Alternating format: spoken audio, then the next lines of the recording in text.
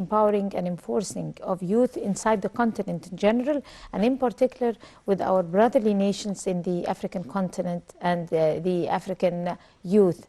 We're very delighted to be having with us here live in the studio Mr. Ibrahim Gebreel, and he is African Youth Ambassador.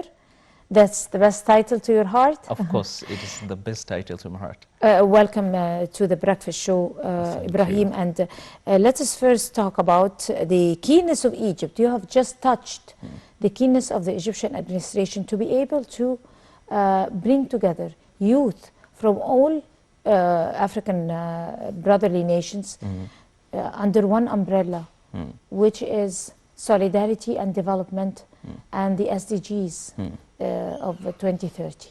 If you like to talk. Well, as you said, the Egypt in general, and particularly administrative staffs or seniors, when you look at the Egypt is doing or has been doing the best in order to develop African youth. The government and the other administrations are doing the best, but they need to do more. What do I mean by that? For example, here in Egypt, you can say if you go to the many universities, you would find African students there, particularly Al-Azhar University, Cairo University, and others. So those are the main point for African students here in Egypt. So the government should have to include Africans in some vacancies, you know. The government is doing her best to ensure or to train the youth educationally or academically. But administratively, if we are facing some challenges sometimes, you know, in each part or in each part, you could not find something 100% good. For example, one of the challenges we as African youth or as foreigners in general are facing here with administrative staffs. For example, I am a foreigner. I come from Nigeria.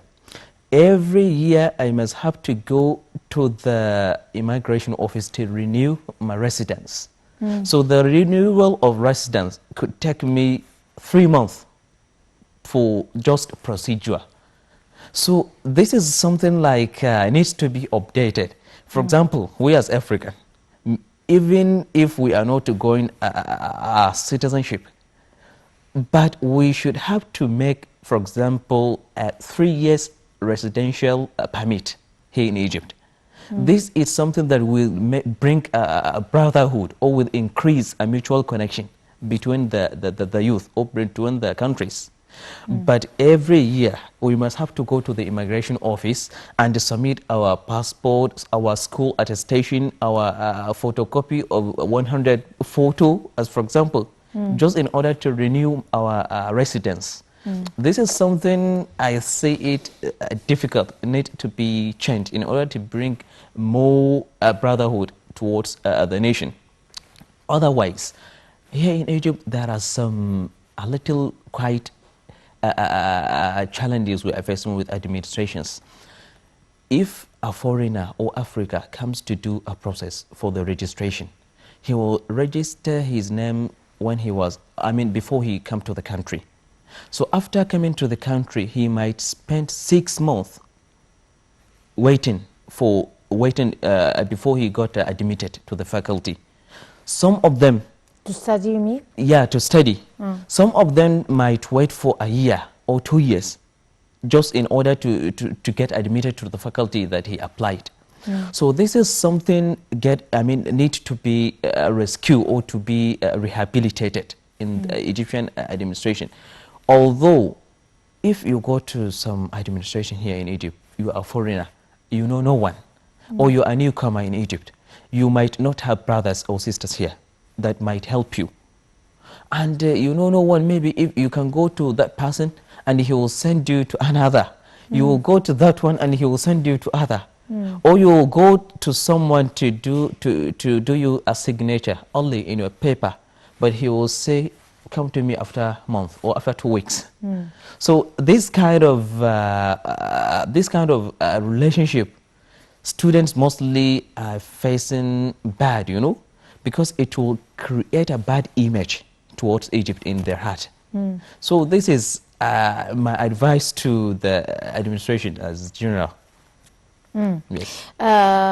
Of course, this has been going on, or not have been going on. I mean, it might have been going on in Egypt and other countries as well, which is very normal. But President Abdel Fattah Sisi have set new policies to be able to facilitate that for the youth from all over neighboring countries and to African youth in particular, and also for investment. Yes. And he have created the one-stop shop. Yes. And he have created all the institutions that would help you renew your passport, renew your ID, or any papers you need to sign, I mean, regardless of university papers and all that, on each and every center in the corner of every street.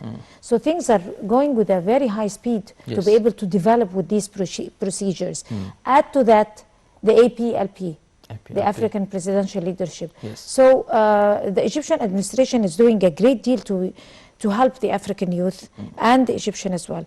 But talk to us about the economic integration and expanding the trade exchange between the African brotherly nations and Egypt, because ever since President Sisi came to office, he had been very keen on establishing partnership between brotherly nations. Yes. So concerning the issue of the investment or trades in African continent, as you said, of course, His Excellency Abdel Fattah Sisi has been doing his best to do such a thing. More especially if you consider some strategic areas here in Egypt, like administrative capital. There have been building massive companies in order to ensure the stability of economic. But what will make our economic better, I think, is that we have to make a free trade. What do I mean by that? In order, I mean, to make a real stability in our economic or in our policies, we should have to make a free trade. For example, in Nigeria, if someone has only $10,000, he is able to go to Dubai to buy whatever he wants here. So, I mean, instead of applying for a visa to come to Egypt, for example, to buy abayas, clothes, or to buy shoes, so just make it open. We should have to make it open in all. I mean, someone if from Nigeria wants to come to Egypt to buy abaya, let us assume he is a businessman. He must to apply for a visa to wait for 3 months or 4 months in order to come to buy what he wants. To do his shopping. To do his shopping, yeah. And he is tradesman or he is businessman. So if we let this thing open, if we let it open, it will develop our economy, I am sure. And there is something that we should have to do, or our continent should have to do. We would make a government price or African price. For example, if you buy 1 ton of cotton here in Egypt with $100, you would find it in Nigeria with the same price.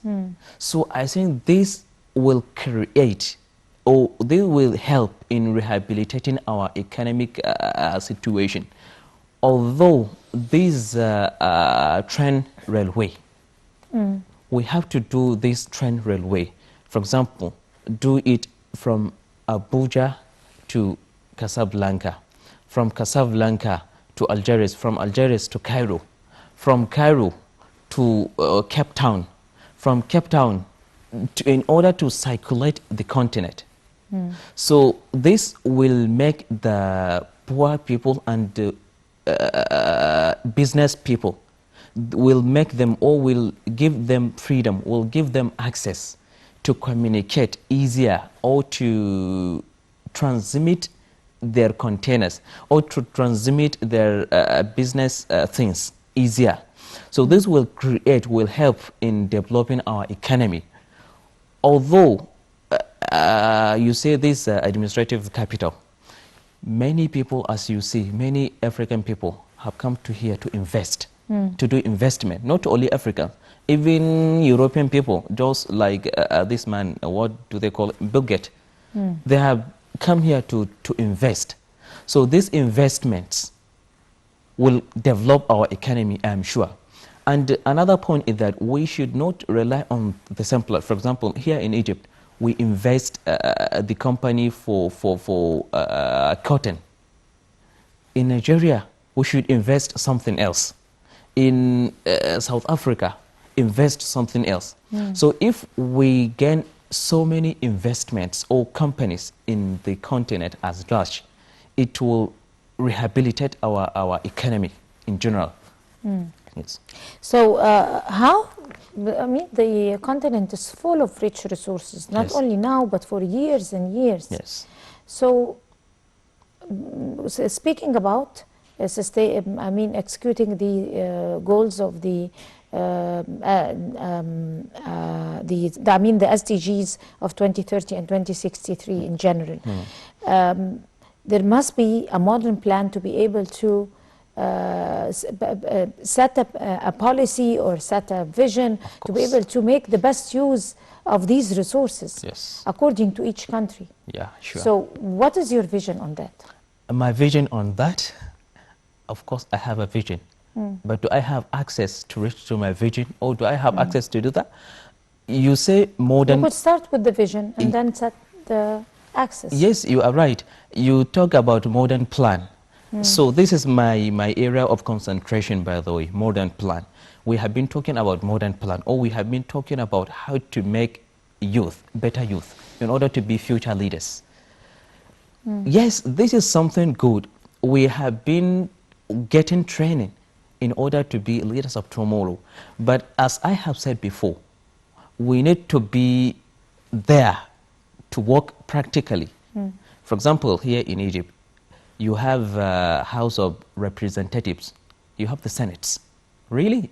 So in this House of Representatives, I can say all of them are more than 50s. The same thing in Nigeria. You have House of Representatives, you have Senates, but all of them are above 50s, 60s.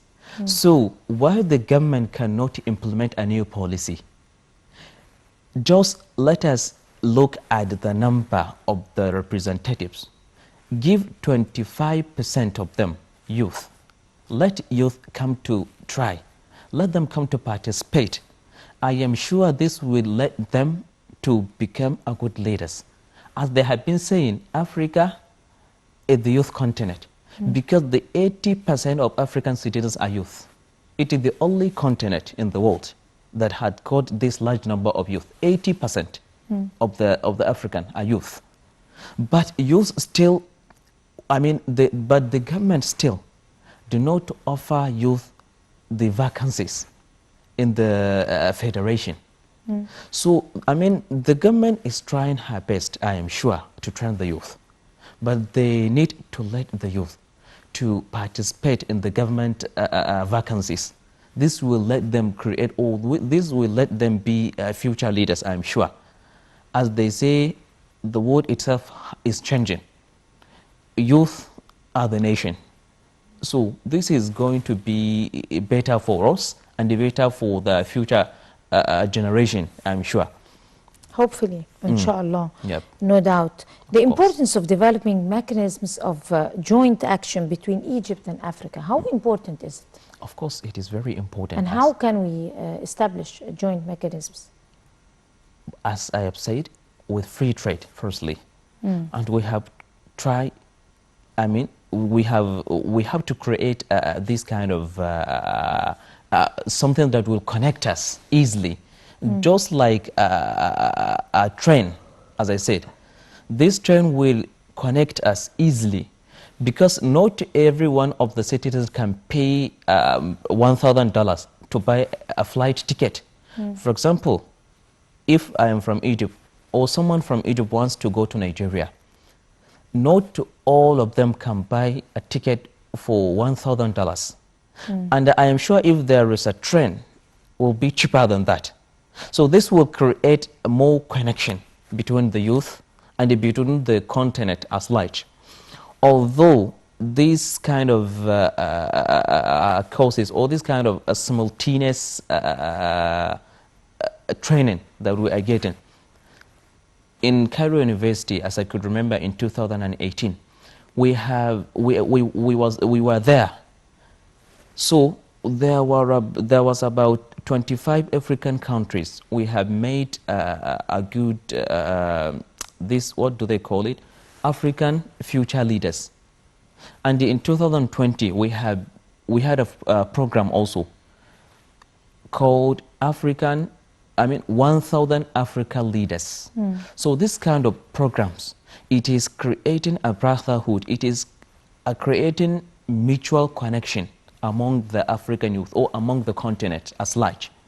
So although these what do you call it, tourism, if you go to the tourism places, you could find every tourism places you go in Egypt, most of the people whom are going there are Africans. So why we as African don't we have a specific, a special character? For example, if someone from Europe comes to Egypt, want to go to historical places, if he buy a ticket with 200 Egyptian pounds, we as African should have to pay the 50% because we are from the same continent. Of course. Yes. And also because of the youth. Yeah, because of youth. And this will let people know that, oh, we are all one. We are all Africans. This will send this kind of messages, I am sure. Although this media itself, it is the best strategic equipment that the government or that we youth, because we do not have to rely always on the government. Some people, you say, have been criticizing the government. Government should have to do this, government should have not to do that. And if you ask them, what do they do, those people, in order to do their activities, in order to help the society, or in order to help the community? It is not always about the government. We ourselves. We have to get the change from within. Unfortunately, we ran out of time. Yes. But on that very optimistic note and inspiring gestures, we'd like to thank you so much, Mr. Ibrahim Gebreel. You are an African Youth Ambassador. Yes. All the best of luck to you and have a beautiful day. Thank you so much. And this is where we end this edition of The Breakfast Show for today. Tomorrow is another day, and until we see you again tomorrow, that's a goodbye.